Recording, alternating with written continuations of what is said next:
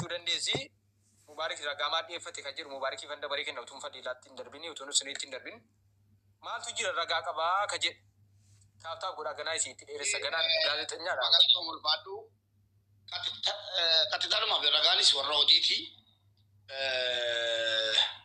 garuma ragaatti yoo deemne wayya. Engadee yeroo siin dhattee mana habibaatti dubbattu nan callise. Calliseen ragaa caalu jika finjire jedhee jika finjiru machitti qabsiise. Warqii akkasiin akkatti qubatti kaa'attee jirtu akkasii warqii narkaa fuutee achumatti qabsiisuun datti laafee jennaan jala galaa laalaa hundi keessan iyyuu warqiin kun jiramu hin jiru qubasitti jennaan dhaqanii ilaalanii qomni si warqii qabaachuu yeroo baramu galaarii keessan kaadhee ture durii waraabee maal jechuus abibaa jalaa miliquun hin danda'amu waan ta'eef qabamee ijji kabinjitti amantee xumurarra kalas dubartii yeroo aartee waan barbaadde jetti namiidhee jira kanaafanii jettee dhiifamaan aayidii irraa hojjechiisinaan jedhamee murtee sana fudhee bakkee tokko galtee ajandaa tokko uumtee dhimma kanarraa dubbatti taanaan hin hojjedhu jedheen bu'ee Waktu boleh mana firasi abu anu teh asal hujan merte cuma nani yang mana abibati kelas tak ada jadi dah secuda bayar ini amma mo akiko jette ka dibati ada di sini jadi beragale di sini mereka beredu hakni anasi fi rabbing gitu jura jadi ini tina se di jadi dega warki rakamna adila majid ciwai warki kana Ugara tikin titute kafa dura badela marifa iroji galu etu na fata hote tikin titin ugara dibite mo na fide na ngese tikin nera achirati maljetti fadilan kunas okay warahmatullahi wabarakatuh wa alaikum assalam wa rahmatullahi fadila akka gafetin si sirresa intali kuni mubaraki warqi ko narraa fudhate warqi narraa baafate birri narraa fudhate jetti okay kai wande ka ko dubba ngaba ani kan simbe ko abdanu anama fi media fayyadamu lemiti anama media kan le wajjatu miti nabi kudan desan erguma sindati fi mubarak intane dubai duftani ni jushiti to hara to ko galo jammare mare anama media smiti na folo guddi facus demus smiti himbe kanam ni folo nan go ina jechu barbadeti mali fi wajjatani duga dubbachu yotae ani mubarak kan maryam natti fidefi jaja dalagatu mucattiin kun jaja dalagatu gaafa sin jaja dalagatte fadila kansarina fochuun dandeessa sin fuudha waadaadha jedheeni sigale namni akka waa mubarak fidee dabbaalina bira kaa'ee yaani qaxarii wayitina bira kaa'ee waani waadanu dubbatama beektaa keessaa hin dubbadhu malee namni waan danwaasa gin dhugaan jirtu tokkummaa mubarak fadila amma hojii kisaaraa hedduu keessan gale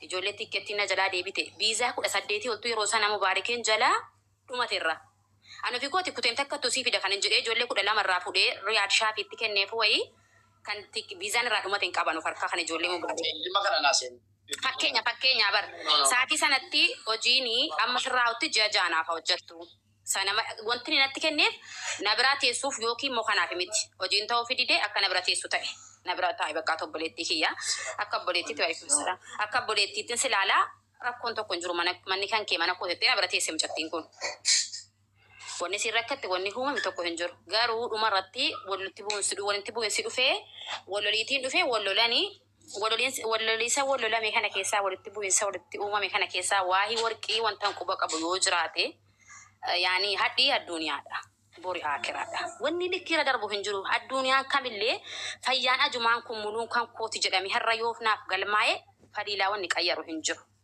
sigale annama maqa fidaafis yookiin mo مباركين والله وبالله الكريم أن مريمين أن تعالى جالت مباركين ماليف جاتين كن دربا إمي إلا تيوسين واتو كنت بك أسا ميد دارو مساقو فنتيم سيغالي أنا سيمي أوف أكان أستي جولي بياتاتني سيمي أوف أكسبوتن أكان تدامني فينين كان جالي توكو جالي إني لما فا وركين كو وركي قبدي مجاتين كن إيه وركي قبدي أن كان مكو فون تنبيك وركي قبدي إيه جيني قبدي وركي سات وركي واللقا ودارا Gaafa hojiirrattu itti kennatteetti ijoolleen arabaas na jalaa fochuu danda'a na jalaa badattee itti kennatte. Kazaa hojiidhaa deebitee dhufte mucayyoon kun. Hojiidhaa deebitee dhufte Raamadaana keessa بر ورقي هي فرق برنامج والله كاتي اختيار كسيت قبض انجدين خربين كون عربسين سوجرات تجاسي برتان دب قبض اي لا دبرتو مكسيت كان نديت دس نجدو جاغنايدين او اينا متي دي بيسغافا جنان سالفدا ما شاء الله بغفرت انجديني سنه بودا توري وجاكو اشوي سلابيتا ورقي كان كسيتي باستي لا كاسيني وان كون وان بودا في دوان بي كتو ورقي كادو سيتيت ani jolle bra raga si fida kuno mana kessa juru kaddamu jolle ni kanko jun jolle na bra jiran jolle no jigalu la dufani simbe kan kana mari kan si jeda tureni maryam working kan ke won jeni akuma ya rabbi wayna gafachi so wayti labi ki rabb dubbi chaga maryam working ke o jennan arkana nyaate jennan jette jenne jettu guya bra dufte arkana nyaate nani انتنا وي نمنك انت توبيا رنغادي وي جت ufnaani mai ko tinage sijeti kenna dima o sijala gatteo gidduni mo yo sijala gurkurte workin kun jo wana kabri ko ibba shambito o worki wala ka edida yona ni ko sijala gurkure wallahi kuma ka rabbi shada na do afan ke sanin baina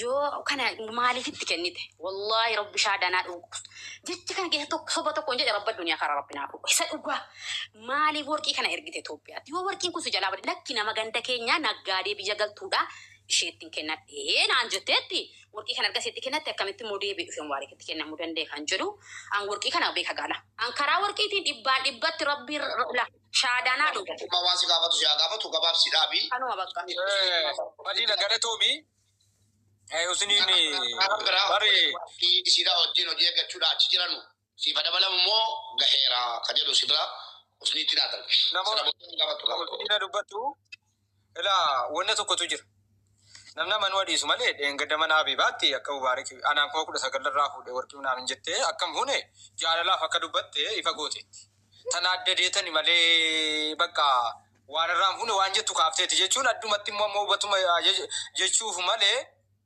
au basa mu jechura male de engadu mana bibati siru afan sitin kaafteti tikenitetta ragana sifajju fuudame asudame waan basa karata bibawa manno usuni waan dabaltu yo jiraate dabalte waay worki kana irratti worki kana akka ram hune wanta dibeektu waan jiru waan dabaltu dabali sana booda gara yaadaatti deebina tani maryami waama birati dubbadda tanu maryamin birani mana tokkummaa banameera kottu hadde waan chagole fide ammallega asirratti maryam mana kana ad friendida annama isi support godhuda yero hunda nama jajjabeesuda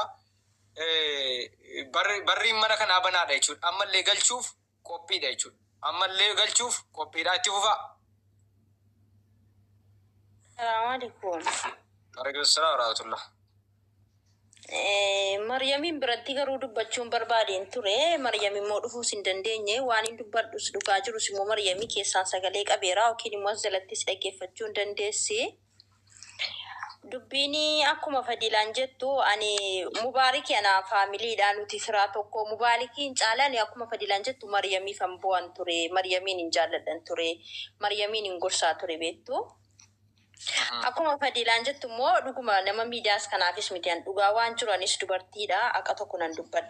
Maryam kuni Mubaarikiin akkuma kana nutti himattee akkana jennaan Maryamiin jedheniin guyyaa meeqa waamee jechuudha dhagaa jirti Maryam. Maryamiin jedheniin Mubaarak kanatti birrii kee kenniteetta. Mubaarakiin irraa maal qabdaan jedheniin.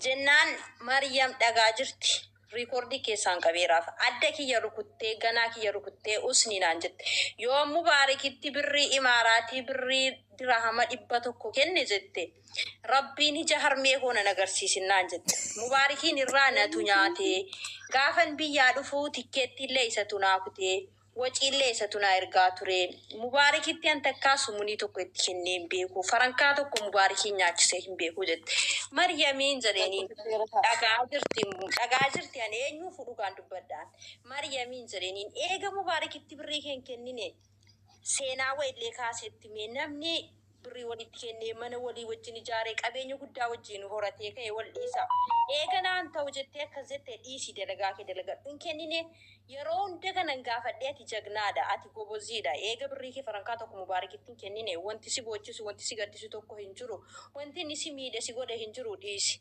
hin kennine jettee yeroo hunda naa kakatti nama baay'ee keessatti kakatti jechuudha tokko jedhe. Isa kana nama na dhibbarraa dhibbatti waa'ee birrii mubaarikitti kenneeraa dheengadda liivii irratti nafaasirraa dhagaye malee takkaa Maryama gajjii afur nu bira teesse faamiliidha.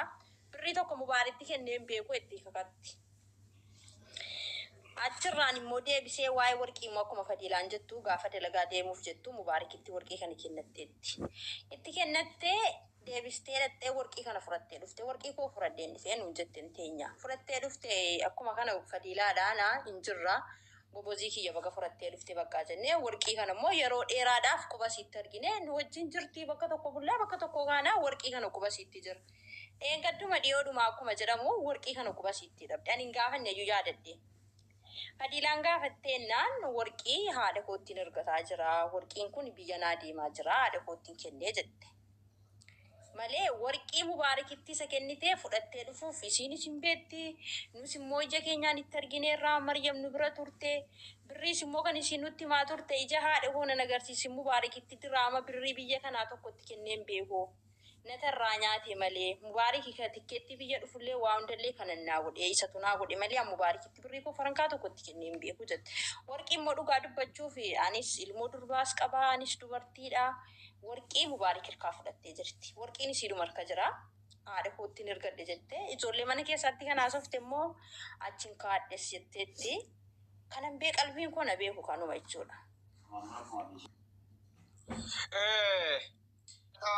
Mana keessa wajjin jiraata turan si dabaltu Fadiilaan ijoollee mana keessa turan kan isiidhaa wajjin hojii eeggataa jiran si dabalu neengata yeroo nan birrii tokko nyaanne jedhu dhagaa wajjin kan na nyaachuu rakkoo qabdu.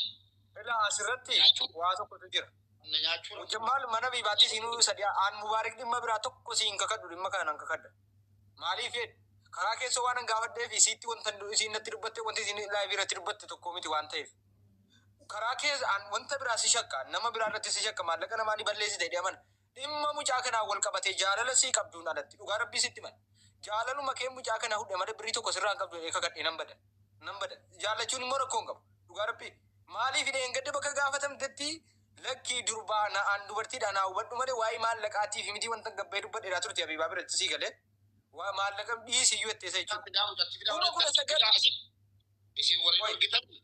jechuudha. No, jechuun wanti cubbuudhaan asiifachi ilaal mubaariksi jibbuu dandeenya dhugaan hin jibbamu wallaahi birrii mucaa kanaan warqii mucaa kanaan annan kakadha jechuudha sinii galee ani ammas immoo jecha tokko guyyaa tokko badaan jenne hin arrabsine kunoo karri koo banaadhaa sobanarra keessanii jettee kakattu jechuudha kunoo waan dubbatame sobanarra keessanii jaalalli immoo nama miidha sirriidha jaallachuu dandeessa miidhamuu dandeessa dhugaadha siinuu badha kanaan akka kootti jaallachuu dandeessa jaalala rabbitu namaa kenna amma mubaarikiin karaa fedhen inamanu kanarratti waan namanu akka namanu na godhesu jira. Mubaarikiin nan shakka nan arrabsa wo barbaachisaa ta'e mubaarikiin garuu dhimma kanaa wal qabsiise ajannuma barbaacha girrisumaaf namni na jala girrisaa namni akkana jedhuuf jaallachuu waan tokko habiibti ilaa dhageeffadhu gaarii qabattee xiqqii qabattee sababa jaallattuuf asiifachi miti utuu hin jaallanne fakkeenyaaf waan nuun dubbadhu garuu of eeggataan dubbadhaa garuuti wanna subachuu qabdu eenyudha jechuudha. Inni dabalataa mana Fadiilaa turte. Fadiilaani nama uummata kanaa bu'aa buusaa jiru yeroo itti rakkatte Dubaay keessatti nama achii fidi asii fidi jedhee isiidhuma kana iyyuu rakkina kan bira dhaabbatte gaafa mana Abiibaatti dhaggeeffadhaa. Waan isin Fadiilaan maal akkamitti mana keessa biiroo keessa teessa jennaan itti himtee turte jechuudha. Fadiilaan nama qoosaa miti. Warri naa waliin waa'ee namaaf falmitanu Fadiilaatti akkana jiraa qoosamu hin barbaadu. Isin bu'aadha malee ammeenya miti nama sin cabsuu barbaadde. Qooti. Koi dhaggeeffadhu. Fadiilaan al tokko waan dubbadha mubaarik. Al tokko waan dubbadha. Dhaggeeffadhu. Fadiilaan ji'a ammachi taa'ame biiroo keessatti akkasiin itti teesse gaafa isiidhumti mana Abiibaatti himteetti jechuudha. Nama qoosaa miti namni kun gaafa rakkane nama waammachuu dandeenya. Gaafa itti dhuftee nan nyaatame itti asiin itti ijjitu nama ulaagaa ittiin sirreeffachuu danda'u Fadiilaan jechuudha. Nama qoosaa miti jechuudha. Nama zimmeedhamee itti qoofamu miti. Nama saamichaa barbaadu, waa saamuu barbaadu, waa shawwaduu barbaadu yoo ta'e hin beeku malee dhaggeeffadhu. Namaan ilmo Fadiilaa nama yatiima ijaa gurra hin beekne biyyarraa fidachuuf anatti waa hunda cufaa fidadhu jedhee naan ta'a jiru jechuudha Fadiilaan. Yatiiman hin beekne dallaalli birrii nyaatee fuudhee biyya galchee biyyarraa yatiima biyya siin beektu Fadiila akkas jennaan anatu baasii kiyyaan fida hojjettee naaf kaffaltu rakkoo hin jirtu jettee nama piroosesii irra jirtu jechuudha. Fadiilaan na jiraatu kamuu hin barbaadu jechuu barbaadeeti. Maaliif ana waan naa kaffaltu tokko hin qabdu.